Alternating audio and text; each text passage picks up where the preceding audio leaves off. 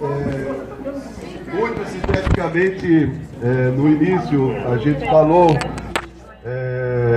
que este ano a gente colocou a Universidade e a Escrita, a Universidade e a Escrita de Nossos Dias, justamente para pensar a relação do campus com a produção em poesia e em ficção e aprofundar um pouco a reflexão sobre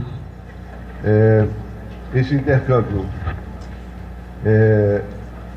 Se a gente anunciou aqui o livro do Paulo Nunes de poesia, eu queria dizer que o André Salviano acabou de trazer um exemplar do livro de contos. O André está ali, estreia do André, o que significa que mais contemporâneo do que ele não existe, né? E também aqui o Moisés Guimarães, aquele cuja voz eu tolhia, que a voz, né? Eu, como sou católico, sou culpado. Eu queria dizer que ele está organizando o seminário, ele é curador do Seminário de Literatura Contemporânea, Redes, escrito em prosa, é um livro. E são vários autores aqui convidados, inclusive o que ele chama de o menino Daniel, é o nosso aluno Daniel, que ele chama de menino Daniel Venere. Dia 19 de outubro, quinta-feira, às 6h30, lá no CCJF, na Avenida Rio Branco 241. Lembrando sempre que à tarde nós temos quase ou mais do que 50 comunicações. São muitas mesas discutindo muitas obras, muitos autores, enfim. E agora nós vamos ter a ficção com a mediação da nossa querida Nélia. Como eu disse para vocês, ela disputa com a Malu o troféu de professora mais querida. Somando o Godofredo e eu, a gente não dá metade de uma delas aqui, todo mundo sabe disso. Ao lado esquerdo, a Nélia tem a Márcia Denser, e além de uma pessoa assim, queridíssima, tem um histórico da literatura o tempo todo marcado pela iconoclastia, pela inquietude, pela experimentação. Trabalhou com jornalismo cultural, publicou, participou de antologias e teve textos publicados também nos Estados Unidos, na Alemanha e em vários lugares. E, como eu disse também no início, é muito bom ver a Márcia Denser no Facebook, porque é sempre bem escrito, é contundente e não tem Temer que aguente a Márcia. Ele está até pedindo para ir embora porque não ele não teme mais ninguém, só a Márcia. Só a Márcia. Eu estou no Twitter também, pessoal. E aqui à direita nós temos outra queridona, a Luciana Hidalgo, de cuja banca de doutorado inclusive eu participei. E depois ela botou uma dedicatória e dizendo assim: agradeça a fulano, a ciclano, não sei o quê, e ao Dalbastro pelas ressalvas. Ela puxou a orelha lá na dedicatória quando fez o livro sobre o Lima Barreto.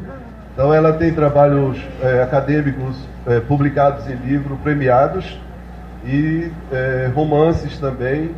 Agora há pouco publicou Rio, Paris, Rio, que o Caio Meira resenhou com muito brilho. Então vai ser também uma conversa muito consistente. Como vocês se alimentaram bem, vocês certamente vão ficar aqui até 1h30, 2h da tarde. E essa mesa eu não vou interromper, porque eu não gosto de ser censor. Então, não, eu espero que nós temos até uma, não sei, mas podemos, você pode ficar para nós, tá bom. depois nós dividimos esse para tá, né? Bem, então depois dessa mesa sobre sons, palavras, ritmos, nossa, não, vamos ver o ritmo da narrativa, da crônica, do romance, do ensaio, esses negócios aí. Bem, é um prazer enorme, é um prazer e uma luta, para brincar com o Dal do periódico lá, está aqui nesta 8ª, ontem eu me dei conta disso, né, da 8ª edição do Fórum de Literatura Brasileira Contemporânea. Olha que bacana. E cabe a minha responsabilidade de conversar com as ficcionistas Márcia Dencer e Luciana Hidalgo. Eu agradeço que elas tenham aceitado participar desse encontro, que neste ano tem por tema a Universidade, a Escrita de Nossos Dias. De fato, ao longo desses 8 anos de realização do encontro do Fórum, o Dal já disse, mas eu estou querendo insistir com isso, um dos objetivos tem sido mesmo fazer da universidade um espaço de convivência entre crítica e criação, de diálogo entre o crítico e o criador, um espaço de reflexão sobre o ato de criação literária neste ritmo dinâmico do hoje e do agora, e também de reflexão sobre a crítica não menos dinâmica, feita com aquele temor à superficialidade, talvez provocada pela rapidez também, nós também tememos isso, né? Um temor aos enquadramentos de valores, essas formatações, aos preconceitos, aos tantos erros, vá lá, e aos alguns, talvez, acertos deste papel difícil, complexo e desafiador do crítico contemporâneo, a procura de novos territórios para a literatura e para a própria crítica literária. Bem, ciente do repto, vamos ao risco. Gosto de brincar com esse negócio de repto e risco. Só para dizer que, assim, já que foi a mesa de poesia antes, aí então também vou fazer isso. Bem. Muito bem, crítica e criação, né? E repto e risco. Legal. E eu começo, vou fazer algumas perguntas para as duas. Em alguns momentos eu acho que eu vou me dirigir a apenas uma, mas se a outra quiser participar também, eu acho que sim, eu tentei na medida do possível fazer com que vocês dialogassem. A seguir vamos abrir para o público. Acho que vai dar tempo, sim. Não fiz muitas perguntas, não. Pensando já no público, né? E começo com a seguinte questão. Como a formação acadêmica de vocês e a prática profissional como professoras, pesquisadoras, críticas literárias, cronistas, ensaístas, jornalistas, mondistas, polemistas, não sei se polemista é profissão, é formação acadêmica, mas botei aqui rimando, jornalistas, cronistas, polemistas, enfim, como isso tudo se aproxima do exercício ficcional de vocês? Ou vocês conseguem separar? Aqui começa a ficção, isso aqui já é outra coisa. Quem quiser. L. Eu já pensei aqui uma resposta. Já pensei. Olha, eu agradeço antes de mais nada o convite do Dal, o convite de vocês, estão sendo super simpáticos. Aliás, o Dal me convida faz uns 4 anos já. Nunca dá para vir. E felizmente, esse ano eu falei, vou fazer tudo que eu tiver direito, conhecer todo mundo. Então, eu fico muito feliz de estar aqui com você, Dal, e com todos vocês também. A universidade, a UFRJ, é uma instituição maravilhosa, eu acho que ela tem que ser preservada ao máximo, e ela tem que ser curtida ao máximo, que eu admiro demais. E, gente, acontece o seguinte, comigo eu sou sempre escritora. Antes de ser jornalista publicitária, que eu sou jornalista publicitária, pesquisadora, oficineira, dou oficinas literárias desde 90, cheguei a sistematizar a oficina literária. Eu tenho um método para dar. E ninguém se queixa, todo mundo gosta muito, eu tenho muitos alunos. Mas quem vive tudo é sempre a escritora. Eu sou escritora full time. Porque eu comecei como leitora full time. Se alguém me perguntar alguma coisa da Márcia Pessoa, a Márcia primeiro é escritora, depois ela é a Márcia. A escritora precede tudo. Engraçado, como eu me descobri assim, foi quando eu sei exatamente o momento que aconteceu isso. Quando eu fiz 9 anos de idade, meu pai me deu a coleção completa do Monteiro Lobato. Isso do século passado, eu tenho Sou de 55, por aí vocês imaginam que eu sou bem coroa, né? Já estou escrevendo minhas memórias, essas coisas. Então, antes que eu pegue Alzheimer e não lembre mais nada que aconteceu comigo, então eu preciso escrever rápido essas memórias. Então, ele me deu a coleção completa de Monteiro Lobato, então tinha uma puta festa, assim, sabe?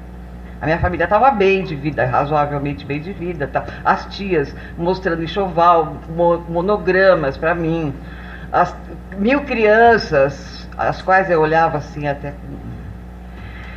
Aí eu peguei o Renações de Narizinho, entrei no quarto, fechei a porta e comecei a ler. Ficou a festa, as crianças, os presentes, foram tudo pro saco. Nunca mais, eu não voltei mais para a festa. Não cumprimentava, nem quis saber. Eu mergulhei na obra de Monteiro Lobato aquela noite. E desde então nunca mais parei de ler. Para mim é como se fosse o mundo, aquele mundo tivesse acabado e outro universo se abriu, o universo literário. Então eu me entendo mergulhada no universo literário desde os 9 anos de idade, como leitora. Primeiro, todos somos leitores, gente. E uma das coisas que não se falou aqui, que esse pessoal que escreve demais não está lendo. Eles não vão se sustentar na carreira de escritor se não ler. Mas isso é uma outra conversa que fica para um outro momento, tá? Obrigada. Bom, vamos lá. Eu comecei a minha carreira no jornalismo. Claro que, como todo jornalista, a gente vai querendo, porque a gente gosta de escrever, né?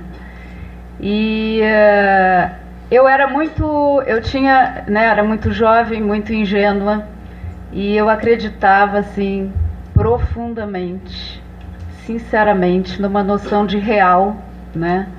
Que com o tempo foi se mostrando bem frágil, né?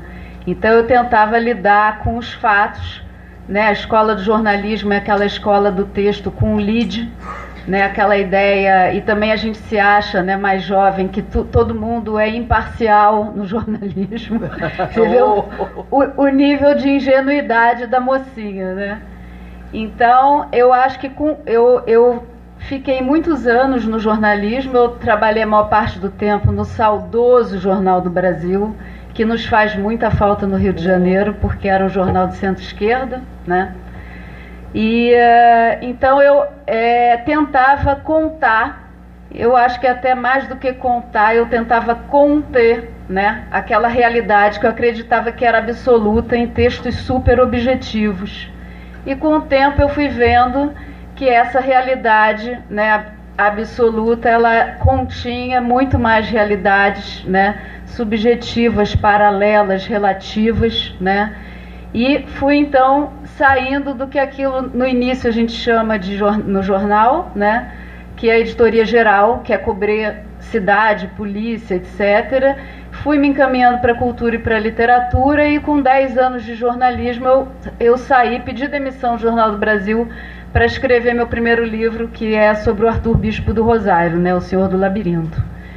E foi, né, eu acho que durante essa pesquisa para o Bispo, né, que, né, para quem não conhece, um artista que viveu durante quase 50 anos, né, na colônia Juliano Moreira, num hospício. Lá criou quase 1000 obras consideradas de arte, né, posteriormente. Eu ficava entrevistando pessoas, era um trabalho realmente de repórter, mas eu ficava entrevistando as pessoas que nem uma maluca, que nem uma repórter como eu era, né, toda a minha bagagem de jornalista. E aí o diretor do hospício, que era um psiquiatra com muita experiência, um dia ele me viu fazendo aquilo e falou: vem cá, você fica tentando objetivar e buscar uma lógica, isso aqui é um hospício, menina, desiste disso, assim, relaxa, né?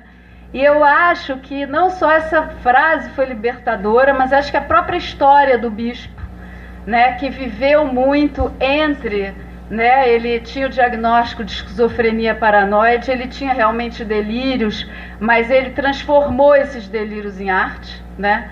E eu acho que veio com um mundo de ficções, né? Então eu acho que isso realmente avalizou o meu salto do fato para a ficção. A partir daí, então, só para, né, respondendo um pouco a sua pergunta, eu fui fazendo uma certa uma trajetória assim.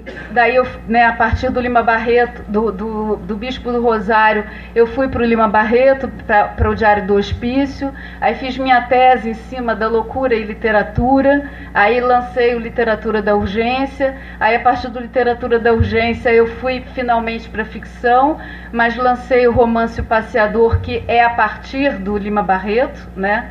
E depois o Rio Paris Rio, que veio a partir, né, aí já uma ficção, né, tout court, né, não uma ficção já, só a ficção mesmo, sem tanto a ideia, sem ter que partir de uma realidade, né. Então acho que, na verdade, tudo se mistura, né, mas acho que o mais importante para mim foi lidar. Eu acho, né, que o título do meu livro sobre o bispo é O Senhor do Labirinto. E eu acho que quando eu fiz essa pesquisa e lancei esse livro, eu acho que o labirinto do bispo, essa loucura, foi o que, na verdade, eu não saí ilesa disso tudo, porque foi um trabalho bastante forte, bastante intenso e difícil de se fazer, mas eu acho que eu saí dali mais ficcionista do que eu entrei, né? E aí fui misturando um pouco as bolas.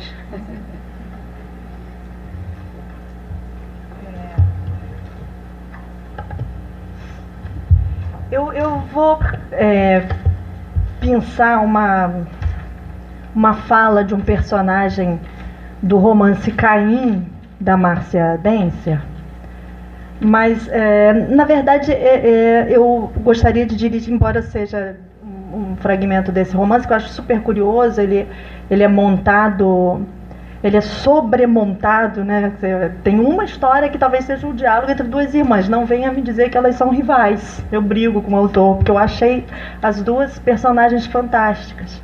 E as duas produzindo coisas, né? Uma vai ter o filho, no dia seguinte a outra escrevendo um livro, né? Júlia e Amanda.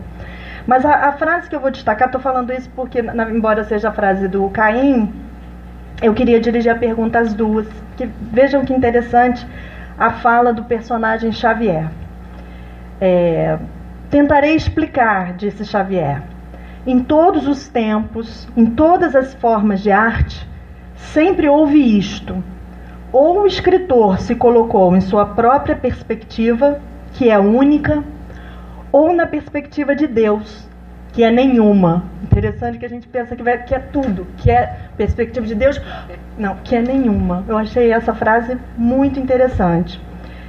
E eu pergunto isso: e se o escritor for Deus e eu conjuntamente? Essa foi uma discussão que a outra mesa também teve.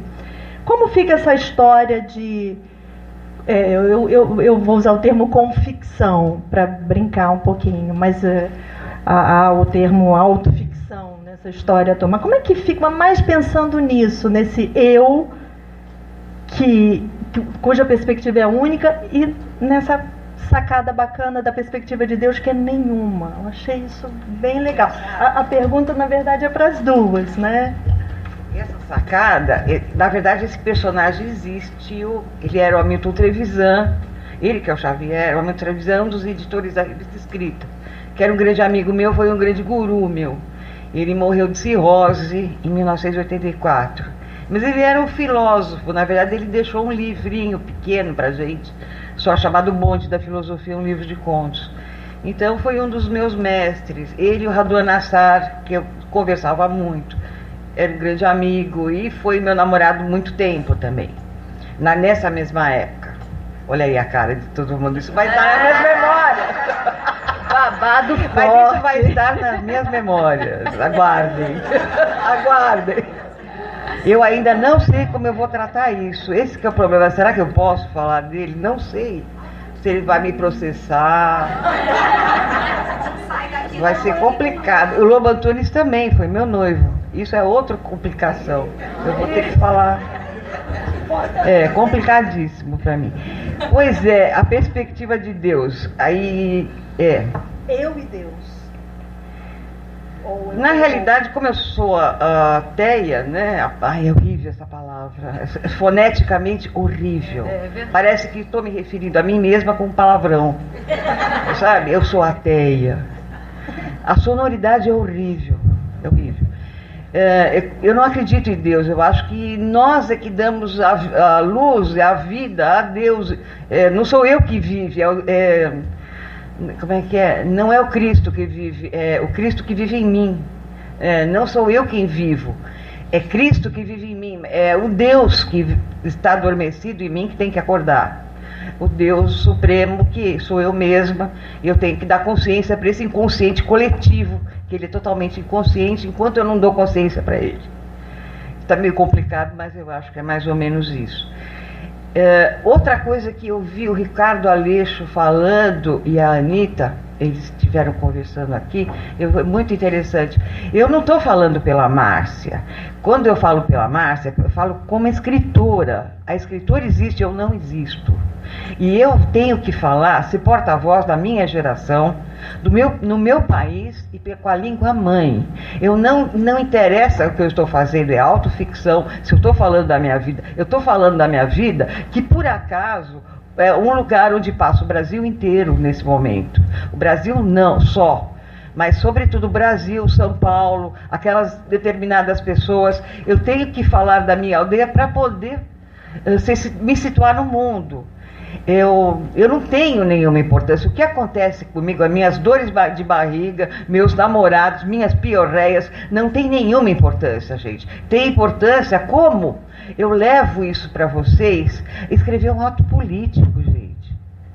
Escrever um ato social. Nós estamos largando, deixando para lá, os escritores estão esquecendo o coletivo.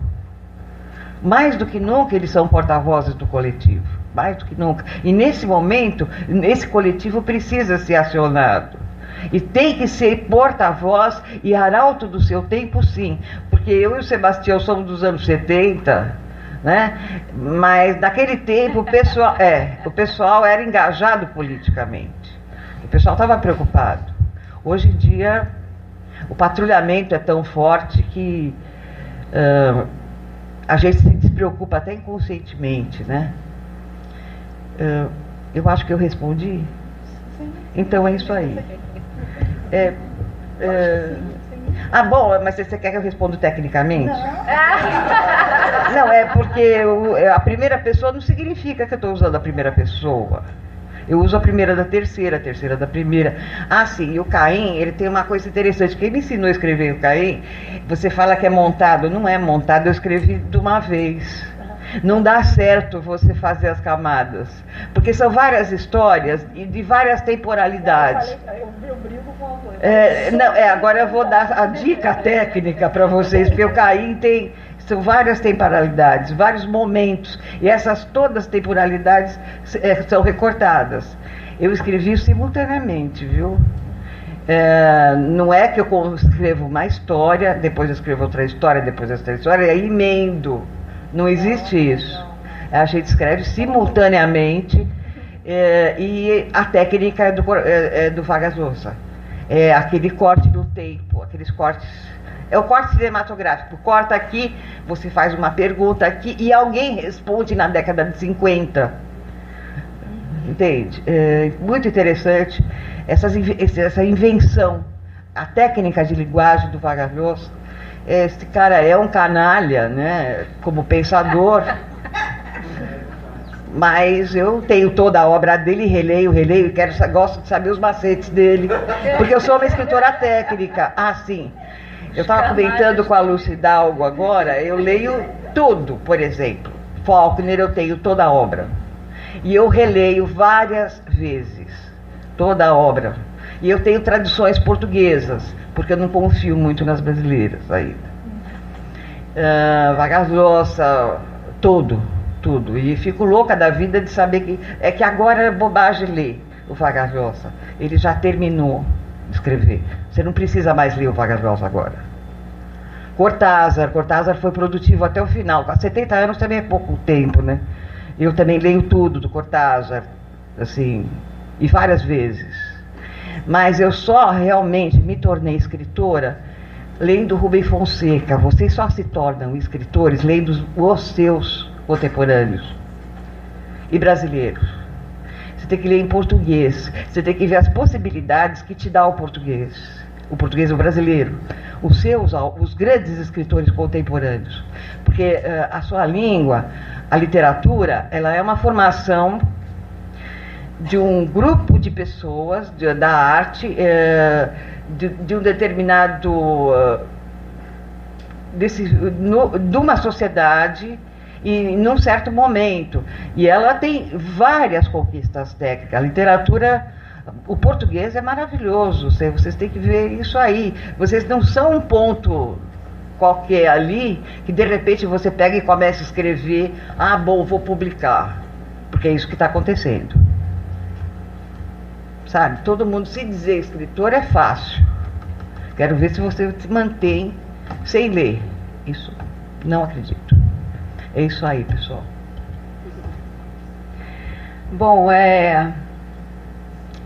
na universidade eu fiz um pós-doutorado na Sorbonne em autoficção, então vou ter que falar sobre essa questão do eu, porque foi uma questão muito importante para mim, até porque o poeta Caio Meira, que o Dal citou aqui, ele sempre me pergunta por que na ficção eu não escrevo autoficção, e realmente para mim é impossível pensar em escrever autoficção. Mas eu sempre gostei muito de ler. E o que eu teria a dizer sobre isso, que eu acho assim que é muito, muito rico, né, na literatura, é o seguinte: eu comecei a pensar na autoficção a partir da obra do Lima Barreto. Quanto mais eu lia a ficção do Lima Barreto, mais eu via que realmente ele, o tempo todo, quer dizer, o Lima, ele fazia questão de expor suas questões íntimas em tudo que ele escrevia. E quando chegou na ficção, porque ele, né, escrevia em tantos gêneros literários, quando chegou na ficção, ele continuou com a mesma ideia, ele não escondia. Eu acho que para o Lima, assim como para vários escritores, né, eu acho que a literatura tinha duas funções principais. Uma era a legitimação do eu, que era um eu negro, pobre, de alguém que via o Brasil, né, principalmente o Rio de Janeiro daquela época, do início do século XX, o Rio da Belle Époque, né, se europeizando, se embranquecendo, né, se afrancesando, né, e ele tentava resistir ali com aquele eu. Ao mesmo tempo, ele era um grande iconoclasta, um grande denunciador. Ele escrevia como uma resistência política, né, e social. Ele denunciava o racismo, ele denunciava tudo no Brasil. Então ele tinha essas duas funções, ele exercia essas duas funções. E o que é interessante nisso? É que no caso dele, eu diria, né, que é uma coisa que eu gosto de chamar de narcisismo útil.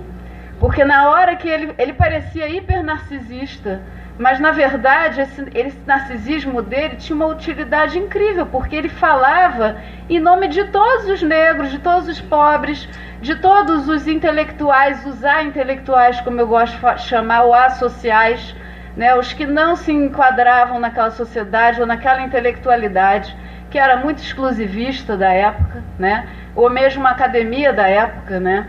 Então eu gosto muito dessa ideia. Então a autoficção, na verdade, que foi um neologismo criado pelo Serge Brouwesky, que na verdade é um professor de literatura francês radicado nos Estados Unidos. O Serge Brouwesky, ao mesmo tempo, era teórico, professor e também ficcionista. E quando ele lançou o primeiro romance dele, chamado Fils, ele era em 77 exatamente, ele não sabia bem como é que ele ia apresentar aquele romance. Ele ficou tão inseguro que na contracapa ele veio com esse neologismo.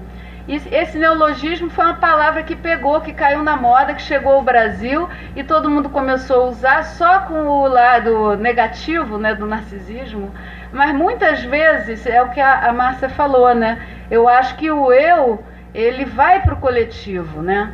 Então, por exemplo, no meu romance Rio, Paris, Rio, a história não é minha, a história é de uma jovem, né, a Maria,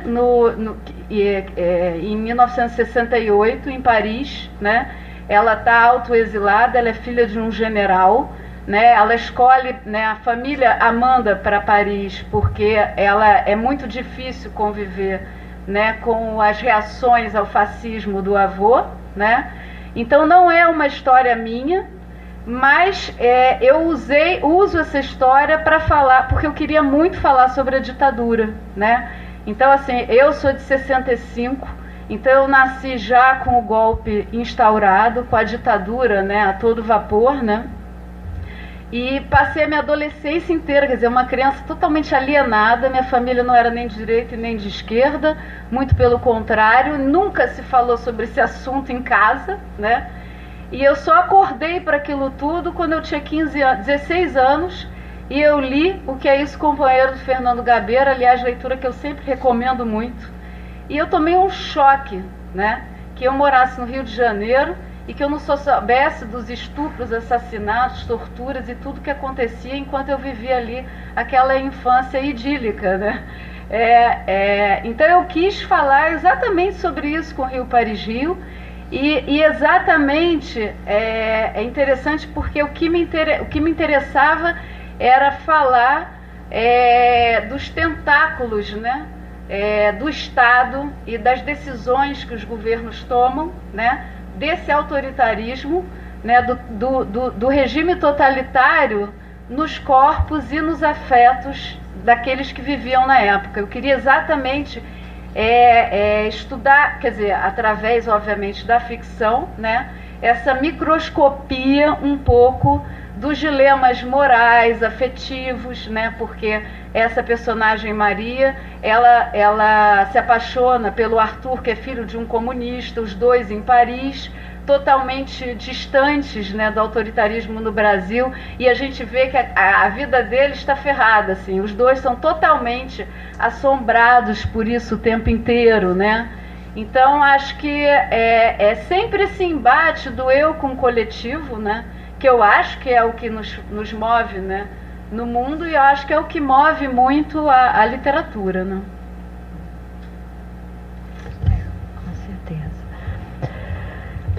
Eu vou então pegar o Lima um pouquinho. O Lima é um passeador, que é o título, inclusive, de sua primeira obra de ficção. A Maria, de Rio, Paris, Rio, também é uma passeadora, penso eu. Ela é personagem das tramas enredadas, mas muitas vezes ela me parece fazer um jogo de cena e distanciar-se do quadro, tornando-se uma observadora, sim, atenta, sensível e crítica, mas uma observadora. E aí eu pergunto a você, em que medida a própria forma narrativa de Lima Barreto, né, eu estou pensando na forma narrativa dele, né, com seu olhar realista, perscrutador, é uma palavra difícil de falar, né, perscrutador, e crítico, esse olhar do Lima, em que medida a sua forma narrativa também passeia, estou brincando com passeio, por seus escritos ficcionais, né? Eu até não tinha notado aqui, mas você falando, eu fiquei pensando numa citação do Bernstein, na verdade uma citação que a Perloff fez. Ele diz assim: a originalidade é tão boa que eu não canso de copiá-la. É num livro aquele O Gênio Não Original. Mas na verdade, é porque eu usei na minha pergunta e não quis falar a palavra influência. Essa palavra me incomoda um pouquinho. E aí eu estou brincando um pouco isso, mas deu uma passeada na palavra. Eu peguei o passeio porque ela pegou o passeador do Lima. E reitero esse meu pensamento sobre essa Maria passeadora e em que medida o Lima Barreto e a sua forma narrativa também passeiam na sua produção ficcional? Então, adorei a pergunta. Eu realmente escrevi O Passeador, porque quanto mais eu lia o Lima Barreto, mais eu via que ele tinha sido um flaneur típico do tempo dele, né? Na melhor tradição de Baudelaire. Então ele era aquele homem que estava no centro de uma cidade em plena efervescência, com aquela reforma urbana do Pereira Passos, né? Transformando o Rio de Janeiro, botando abaixo, jogando os pobres para a periferia. E ele era capaz de ver tudo isso, e não só a parte legal, que está todo mundo bonito, se vestindo igual a francês, que a vida literária realmente era muito interessante, né, no Rio da Belle Époque, nos primeiros anos do século XX. Então eu quis colocar o Afonso, meu personagem Afonso, que é o Afonso Henriques de Lima Barreto, no centro dessa cidade em metamorfose, dessa cidade aflitiva, né? Então ele anda por essa cidade realmente com uma crítica absurda a absolutamente tudo, né? Houve um crítico, né, eu acho que a melhor crítica que o Passeador recebeu foi do Fábio Silvestre, que escreveu uma crítica para o Rascunho, para o jornal Rascunho, e ele falou que a coisa mais interessante do meu livro era que não tinha nada a ver com o estilo do Lima Barreto. Eu fiquei feliz, porque é bom ter influência, mas justamente não copiar a originalidade, né? Que bom que eu consegui, né? Então, o que eu acho que une um pouco o Afonso e a Maria, né? E também o Arthur, né? Que é o outro personagem que anda por Paris, eu diria que esse chamado da cidade, né? No caso do Lima Barreto, do Afonso, né, no Passeador, esse Rio da Belle Époque. O livro se passa em 1904, 1905. E no caso da Maria, é a Paris de 1968, que era a época da grande revolução de maio de 68. Então também eu escolhi duas cidades em períodos de total efervescência, ebulição e revolução, né? Então, até assim, o período histórico ajuda muito nesse chamado da cidade, né? E recentemente eu li uma entrevista com o Ricardo Piglia, em que ele disse uma coisa assim com a qual eu me identifiquei totalmente, que ele disse assim, não é nada difícil criar os personagens, difícil é fazê-los saírem de casa. E é exatamente isso, porque senão a gente tem uma tendência, né, no eu, de ficar naquela coisa intimista. E no meu caso, no caso dos dois livros, realmente o que faz os personagens saírem de casa é realmente o chamado da cidade, né? No Rio, Paris, Rio tem um capítulo inteiro que é os brasileiros, né, meio infiltrados no maio de 68. E é uma coisa assim que ao mesmo tempo tem um lado meio melancólico, porque o maio de 68 foi uma explosão de liberdade estudantil, por uma busca de liberdade total, e eles eles no exílio, né, numa vida estrangeira difícil, que não, né, como eu gosto de sempre lembrar, né, que quando a gente mora na França, eu morei vários anos, né, e a gente aprende rapidinho que étranger em francês é estrangeiro e é também estranho, né? E a gente morando num país europeu, mesmo se sentindo bem e falando bem a língua, né? Eu acho que a gente tem um estranhamento, né? E eu acho que no Passeador tem esse estranhamento, porque o Passeador, o Afonso, ele está sempre andando nessa cidade como um estranho, na verdade como um estrangeiro. Tem um momento que eu falo isso no romance. E a Maria e o Arthur também, só que de uma forma assim muito mais radical, que é essa ideia da experiência estrangeira, do olhar estrangeiro, e que eles não são realmente totalmente adaptados, né? Eles têm sempre um olhar de fora, um olhar totalmente distanciado, né? Eu acho até o própria ideia do Flaner é uma ideia de você ter um distanciamento intelectual e uma grande capacidade crítica em relação a essa cidade, né? Então acho que os meus personagens acabam tendo realmente muito isso, e eu acho que inclusive a minha experiência estrangeira, ela acabou também trazendo muito isso, que esse olhar meio de fora, né? Esse olhar assim que eu acho que a língua estrangeira também dá, que você não vivendo muitos anos num outro país, falando diariamente só a língua dos outros e não a sua língua, né? Esse corpo sempre migratório, eu acho que tudo isso, quando a gente volta para a nossa língua, a gente volta com um olhar muito mais crítico e eu acho muito mais criativo. É muito bacana isso, porque a Maria também sente isso, com relação à língua, né? Bem, então, já que eu disse que a Luciana, como as suas personagens, talvez, seja uma passeadora, eu acho que a Márcia é uma atravessadora. Porque, pensando, sei lá, não, mas é porque eu quero dirigir a pergunta para o seguinte, eu vou atravessar uma épocas. Eu gostaria de te perguntar, Márcia, sobre a recepção que a poética erótica teve lá no seu início de travessia ficcional, nos anos 70, 80, e hoje, nesse século 21 antes de Cristo, que nós estamos vivendo. Eu me lembro que eu publiquei um livro... Vamos bater palma. Eu me lembro que eu publiquei um livro, gente, ele faz parte do meu... Enio Silveira, que publicou, foi o primeiro livro de uma nova...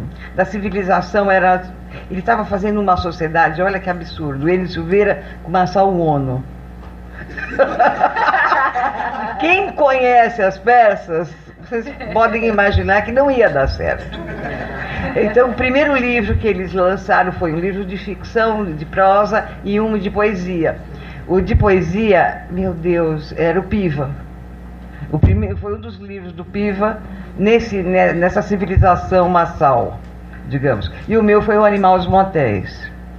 E o Marçal teve uma ideia tão triste. Ele botou o sátiro cunilinguento na capa, em alto contraste e com letra de motel. Eu não andava com a capa do livro, porque... Vocês sabem como é que é essa estátua, né? É uma mulher sendo chupada por um sátiro. É terrível isso. E chamar o Animal dos Motéis, sabe? É um conto meu. Mas é assim, é uma coisa de um mau gosto incrível. E olha, duas pessoas assim, geniais. Mas eles tinham que vender. O problema é que tinha que vender. Mas a propósito da erótica, eu tenho um texto ótimo para falar. Que eu sou uma mulher por escrito, eu estava falando agora. Eu não sou boa de falar muito, não. Mas eu sou uma mulher por escrito. Então eu escrevo, que eu preciso falar coisas assim, meditadas, tal. Existe uma frase de uma autora americana que define com precisão a diferença da subjetividade masculina da feminina. Os orgasmos da Lady Chatterley devem ser de D.H. Lawrence, porque eu não sinto assim. Ao estudar a representação do corpo nos poetas brasileiros, Afonso Romano de Santana observa que o corpo feminino ocupa grande parte do discurso, enquanto que o corpo masculino é silenciado. E reveladoramente, embora o corpo masculino esteja ausente, a voz que fala pela mulher é masculina. Uma constatação simples, mas de graves consequências. Essa ausência do corpo masculino e presença do feminino começam a ser explicadas pelo fato de que o homem sempre se considerou o sujeito do discurso, reservando à mulher a categoria de objeto. Como sujeito, ele se escamoteava, projetando sobre o corpo feminino os seus próprios fantasmas. Aí se porta como um ventríloco, o corpo é do outro, mas a voz é sua. Mas a mulher transformada em objeto de análise também é o campo do exercício do poder masculino. Do romantismo em diante, a questão do desejo se torna diferenciada e passa por um momento histórico com a grande liberação erótica dos anos 60 e o surgimento de várias linguagens e posturas ideológicas realmente instaladas na modernidade, quando então a subjetividade do homem e a subjetividade da mulher definitivamente se diferenciam, perdendo a relação completamente complementar sujeito-objeto. A escritora, agora é bom tocar nesse assunto, né, transgride a separação tácita existente entre a esfera pública e a esfera privada, transformando-se ela própria em mulher pública, a mulher que publica. Mas acontece que mulher pública é prostituta, que é a mulher pública por excelência. Historicamente, qualquer mulher que ousasse agir em público arriscava-se a se identificar como tal. As palavras não existem à toa, gente. Criticamente, havia um acordo tácito de que certas palavras, certos temas estariam interditos às mulheres, devendo as questões do corpo e da sexualidade ser tratadas de uma forma elegante, esfriada ou cerebral, independentemente da qualidade do trabalho. Ou seja, está tudo muito bem, contanto que você escreva de fora, como homem. Ficcionistas e poetas que rompessem esse acordo tácito colocavam-se como transgressoras, apropriando-se de um discurso visto como prerrogativa masculina. Quanto a mim, o meu fazer literário é algo construído no cotidiano, constituindo-se o viver e o escrever uma coisa só, não mais a vivência metafísica consumada apenas no plano subjetivo clariciano, da Clarice, e muito além de uma subliteratura Cassandra Rios, Adelaide Carraro. Minha personagem toma a iniciativa no jogo da sedução e do sexo. Está interessada no seu próprio prazer. Ela usa, ela não é usada pelo outro. Desse modo, ela opera a subversão do sistema de gêneros dominante e assim coloca a mulher como sujeito da ação e não como objeto do outro, cancelando o papel de mulher-objeto. E eu fui a primeira, eu acho. Sem querer, né? Outra sim, esse cancelamento é uma conquista levada a efeito no interior da batalha discursiva, em função de uma pesquisa de linguagem como produto de uma elaboração da linguagem como fenômeno estético, de uma consciência plena da língua e da linguagem como instrumento de trabalho. Minha personagem não é falada pela língua, não veicula o discurso do outro. Ao contrário, ela desloca o discurso da tradição para colocar o seu próprio, conquistando o direito à própria voz e à própria fala. E quem detém a palavra detém o poder. Certo? Sem querer. Mas a conquista de uma voz própria, de uma voz pública, coletiva, universal, polissêmica, plurivalente, que se manifesta ao se atingir um estilo único, meta de todo escritor, seja mulher ou homem, é algo que precisa passar antes pelo exercício, pelo domínio, pela superação e pela incorporação de um discurso erótico. O que significa a colocação no primeiro plano, em primeiro plano da própria subjetividade. Aí a subjetividade, não é a subjetividade neurótica, autista. Aí é outra coisa. As escritoras que surgiram pós os anos 60 tiveram que levar adiante um duplo projeto, caracterizado por uma literatura que fizesse a crítica do discurso masculino dominante e colocasse a sexualidade feminina como elemento fundamental para a construção da própria identidade. Até porque a experiência erótica leva à afirmação da subjetividade, ao sentido de poder e controle do próprio destino.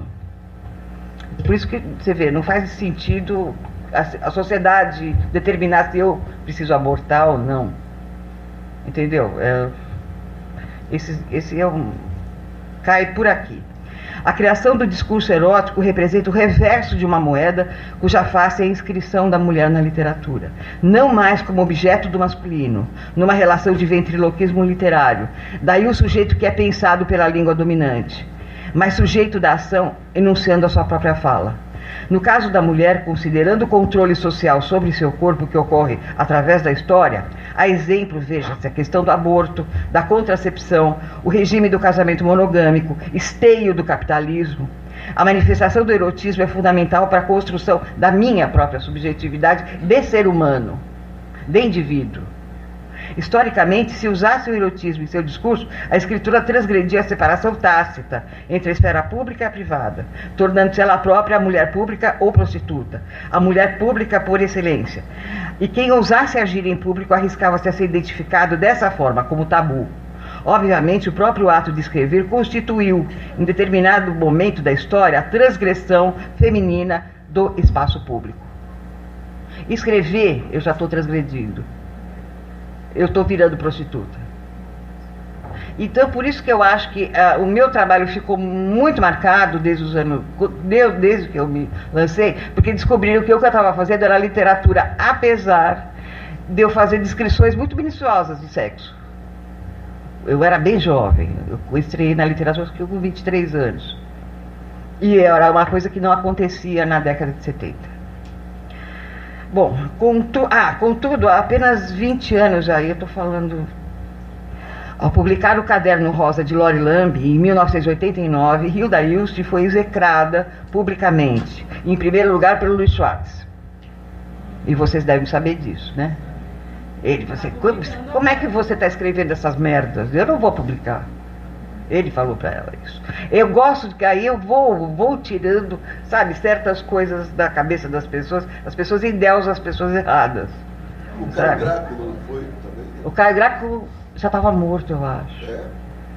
Gente, quem lembra quando morreu o Caio Graco? O Caio Graco, ele... Mas ele era um cara bacana até um certo momento. Quando ele não era filha da puta, punha o Caio para trabalhar, sabe? Depois o Caio estava trabalhando pro Luiz Schwartz, Caio Fernando Abreu. Bom, na verdade, o caso Hilda... peraí. Hilda foi execrada. Inclusive os críticos, amiguinhos que adoravam a Hilda, os críticos... Aqueles que morreram. Gente, quem lembra daquele crítico famoso? Não estou lembrando agora. Olha, eu preciso escrever essas memórias rápido. Porque o Alzheimer já está pegando. Legal. Hilda Ilst foi execrada publicamente, uma vez que para muitos transgrediu o limite do pornográfico, ligado ao grotesco, ao obsceno, ao sem valor literário, e do erótico, associado à realização estética. Na verdade, o caso Hilda foi exemplar e ilustrativo. Quando a grande escritora decidiu esculhambar, variar, mudar o disco, chutar o pau da barraca, algo que qualquer um tem o direito de fazer, seja qual for a razão, e a razão da Hilda era a grana, ela precisava de dinheiro. Aí ia perder a fazenda, ia perder tudo. O preconceito ressurgiu inteirinho. Novinho em folha, pulverizando décadas de transformações radicais dos costumes à estética literária. Vocês estão vendo? O preconceito surgiu, o momento do preconceito, essa exposição sendo do Santander. Quando a coisa pega, sobe inteirinho, todo o atavismo. Não é que a sociedade regride imediatamente. O que significa que as coisas aparentam mudar rapidamente, apenas na superfície, pois no âmbito da consciência profunda, as transformações são lentíssimas, levam séculos para se completar, quando não regridem. E ainda ocorre uma espécie de silêncio generalizado da crítica em relação ao discurso erótico da mulher, enquanto que o erotismo de autoria masculina é saudado com grandes elogios. Tá? Mas o buraco é ainda mais embaixo. O fato é que o subdesenvolvimento da expressão linguística, no que toca a libido, transforma quase sempre em pornografia de luxo toda a matéria erótica. Claro que muitos de nós, escritores, homens e mulheres, já conseguimos esboçar com ousadia e destemor o que algum dia escreveremos com naturalidade e direito. Como tem a língua francesa, que fala de sexo como se estivesse falando de qualquer coisa. Porque antes e simultaneamente